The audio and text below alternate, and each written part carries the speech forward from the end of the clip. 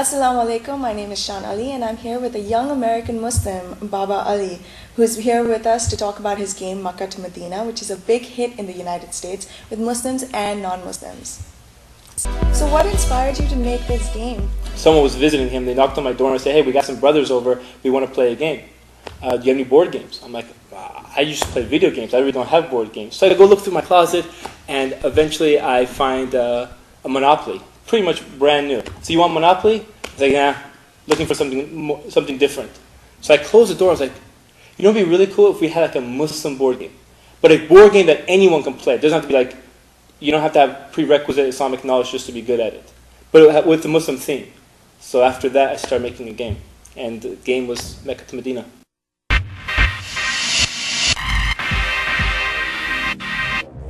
So what's your game about? It's about building trading routes between Muslim cities. Each person starts off with a Muslim city. You collect resources. You trade them in to complete trading routes. And the first person to complete 4 trading routes wins the game. Are there different ethnicities in it? Or you start with 6 different cities, and they're all over the Muslim world. You have from Cairo to Istanbul to Isfahan to Damascus. It's all over. So each person's city is different, and based on whatever die roll that comes up, you collect different resources. And that's the tricky part of the game. I mean, a lot of people from the Middle East, there's something about negotiating and trading that they like. I mean, you go in there and you're negotiating for fruit and vegetables if you're in the market. So the same idea, this game's all about negotiating and trading. And I think it's one of the reasons that people like this game so much.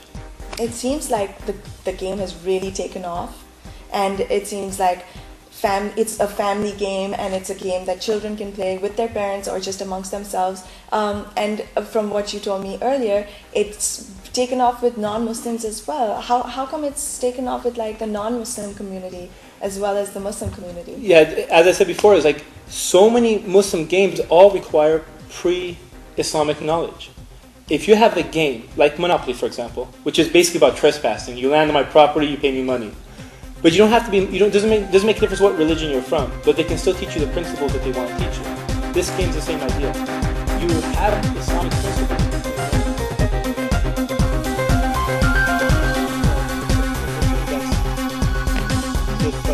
I have no knowledge of this information, but I can learn. So I think that's the part that's unique about it. There's all kinds of stuff within event cards. Event cards is actually when the 7 is rolled, and there's one of the very interesting events pop up, and it affects players like if it's the person's turn, or it can affect everyone.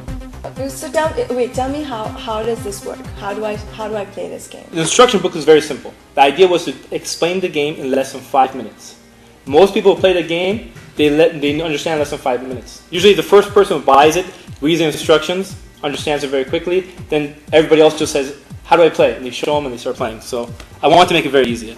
I don't like complicated games. I don't think people do either. You start off with one of the 6 Islamic cities. And each Islamic city has resources and numbers connected to them. So when you roll the dice, even though you roll the dice, we all look at our cards and say, hey, on she rolled the 3, what do we get? I say, I get a water, she gets gold, he gets kalama, the 4th player may get nothing, and the 5th player may get cloth. And each one of these 5 resources is connected to the pillars of Islam. Like dates is for fasting, cloth is for hajj, water is for wudu, for salah. I start forgetting sometimes. Kalima is for shahada. So each one of them connects to one of the 5 pillars of Islam. So a kid can learn the 5 pillars of Islam just by playing once, and they don't even know they're learning. And that's the cool part of it. Muslims, I watch non-Muslims play the game, and they'll say, I'll trade a kalima for a water, and they don't understand, they don't know what kalima is. But eventually, one of them will ask me, say, hey, what's a kalima? And I explain to them the shahada and this and that. And they're like, oh, okay. So it's like an indirect way of explaining stuff to someone without really telling them that you're explaining to them. It's like a dawah too, almost.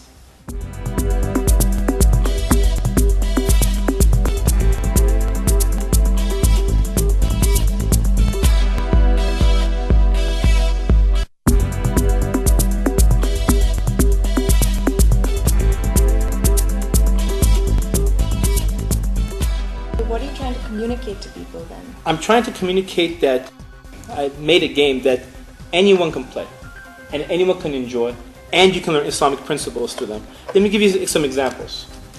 inside of the inside of the event cards, which is when the 7 is rolled, which is the most common number, certain events will pop up. Victory, for example. Victory is something that is good for the ummah. So when victory comes up, you get any 2 resources of your choice. A bad card, crusades. When the crusade card comes, everyone loses everything. They kill your camels. I mean, everything's done. Unless you have a mujahid. Your mujahid dies as a shaheed. You get to keep your stuff, and it's almost like a backup card of making sure everything's okay. Now, of course, you can lose your mujahid with a nationalism card. Oh, wow. Because he becomes nationalistic, and it's not for Allah subhanahu wa ta'ala anymore. He's doing it for nationalism. And nationalism is one of the worst cards. And I think this is like, here's another idea given inside the game. Everyone loses half the cards. Even though you rolled 7 and this card flips over, everyone loses half their cards. Unless each person gives 1 kalama. Now the kalama is like a symbolism for the shahada, which represents the shahada pillar. And by giving the kalama, it represents that, look, this is what bonds me as being Muslim. You see, you're from a different country, I'm from a different country, and this person may be from a different country. But all of us have this bond of Islam, of kalama, Ashhadu la ilaha illallah, Ashhadu Muhammad Rasulullah. And if each person puts that card in, it's like a symbolism of saying, look, we're going back to this bond, and if each person gives one of these cards, it has no effect. Nationalism card has no effect on us. Oh, so it's sort of like the trump card. Exactly. In cards. Yes. It's more powerful than most other cards. Most powerful. And exactly, your kalama, that's your first pillar when you become Muslim, and it's the most powerful pillar. Have you had any feedback from from people who've played the game? Yes, I've had feedback from both Muslims and non-Muslims. One interesting aspect of this game is almost half the games sold online on MuslimGames.com are from non-Muslims. Because if you start looking for the game online, you'll start seeing that it's actually being reviewed by non-Muslims. They look at it as just a game with an Islamic theme to it. They don't look at it as just a quote-unquote religious game. And I think that's the part that makes it so different than the rest of the Islamic games that are out there right now. And I've had lots of feedback. I mean, Christians, practicing Christians. I have people at work who play the game. I have just friends that play the game. Just random people.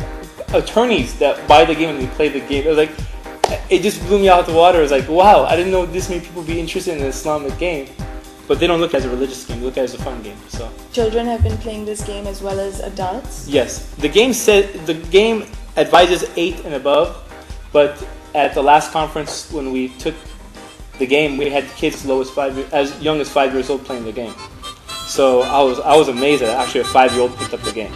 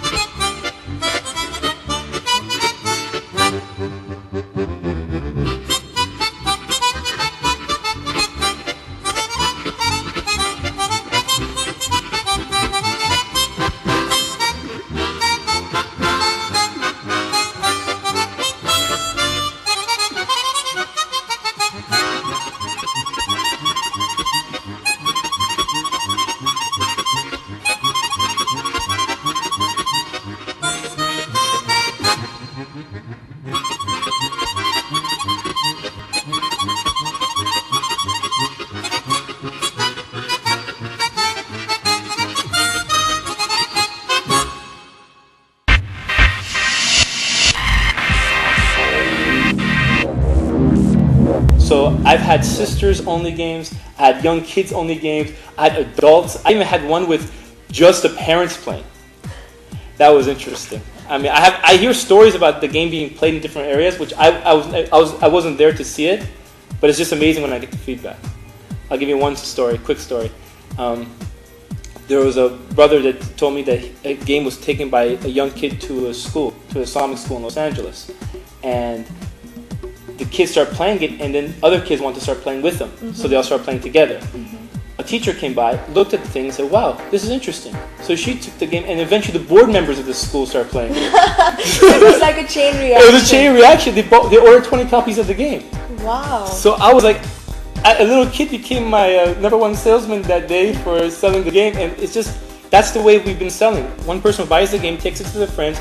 Wow, this is a cool game. So they start buying, and they start buying. It's like a chain reaction. We don't really market, we don't really advertise. We just use the best advertising, which is the word of mouth.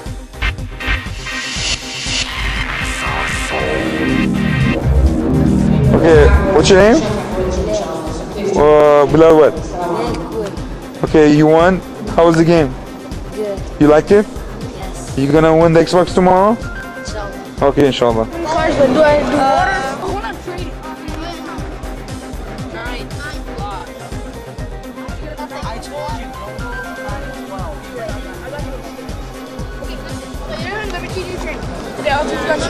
Okay, and here's another winner. What's your name? Hamid, Ahmed. How was the game?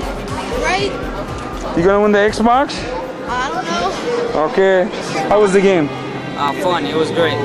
Okay. And education. Yeah, I'm gonna get that Xbox. Who's winning? I am. Okay, you like the game? Yes. Okay, so you ready to win the free Xbox? Yes. Okay, inshallah. Jazakallah khair. It was fun. Okay, you ready to win the Xbox? Yeah. You think you're gonna win it? No.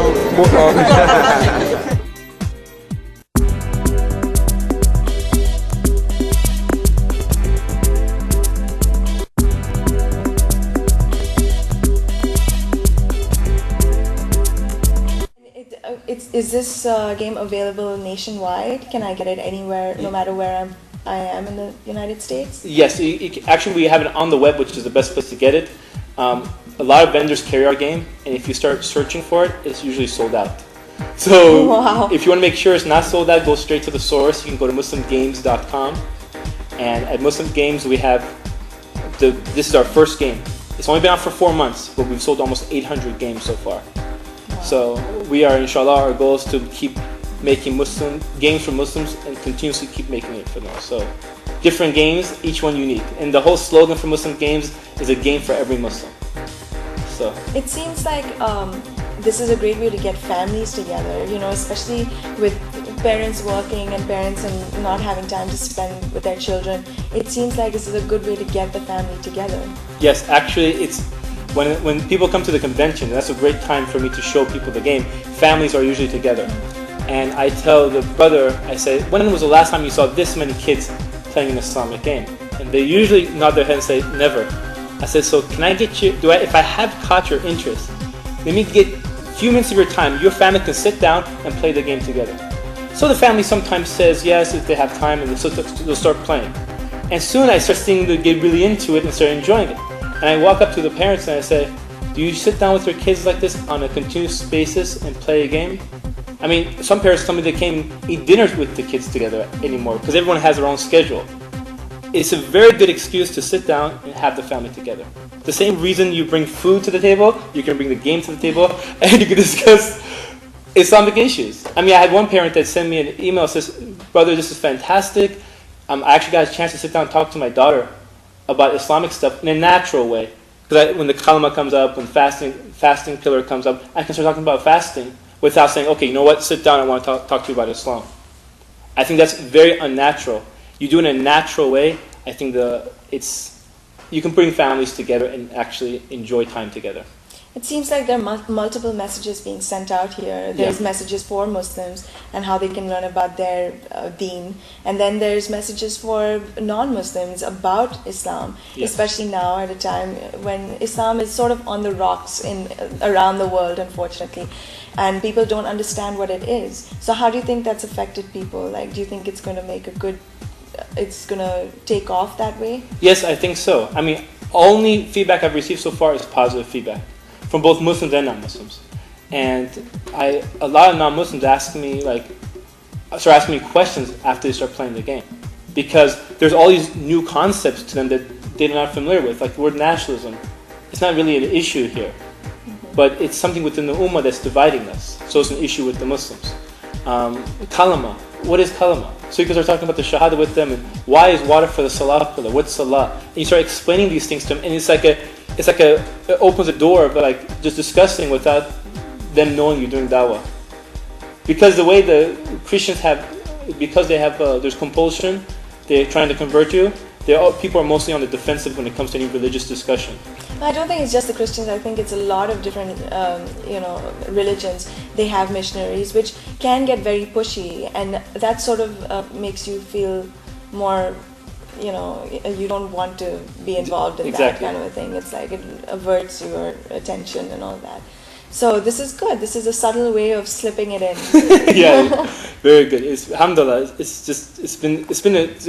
game has actually changed my life as in the aspect of I had nothing to do with games before, and now it's like I'm a game developer. It's just now it's opened doors. Like, what's my next game? What message can I come up with the next game, and what will be fun, what will be enjoyable, and what will be coming up next, and that's in my head now. So what are your plans for the future? The next game I'm coming out with is a word game, the first Muslim word game, something like Taboo, $20,000 Pyramid, but with English words, and then you have Arabic words as well. And about some of the words will be generic words like coffee, table, game. One word will be a cultural word, kind of like chicken kebab, hummus, kufi. And one word will be an Islamic word like Salah, Isa, Muslim. And so you can get a variety of different words, and you learn these certain words by communicating to others. So it'll be interesting, inshallah. So I want to bring out something different. I don't want the same trivia game that's constantly repetitive. Yeah. I think the Muslims are ready for more, and they want more. And 800 games later, they're showing me that they do want more. So. And 800 games after how many months of it being on the market? About 4 months. Less than 5 months. Wow. And only thing has been word of mouth. And again, how do I get a hold of it? It's on the website? Yes, it's at muslimgames.com. My whole goal is to have this game in every Muslim household. And it's reasonably priced, and it's less expensive than most of the Muslim games out there. And I think every family should have one, and I think it's really fun. I play it, so I even take it down to my mother, and she plays it. So if we can play it, anyone can play it. So. All right, that's great. I'm so glad you were here to speak to us today. Thank you. Thank you so much for showing us your game, and hopefully it seems like it's heading in the right direction. Yeah, it's gonna take off. Yeah, alhamdulillah. Allah has made it so easy for me, and He's opened the doors. It just shows that we Muslims, if we put the effort into it and make dua to Allah, anything's possible. So all the success is because of Allah subhanahu wa ta'ala. I just put the effort in, and that's it. So inshallah, we'll see. The future is coming up, so we'll see how this game does. Don't forget to check out Mecca Medina at www.muslimgames.com. It's a lot of fun. I'm going to check it out myself. And until next time, I'm Shan Ali from The Beat.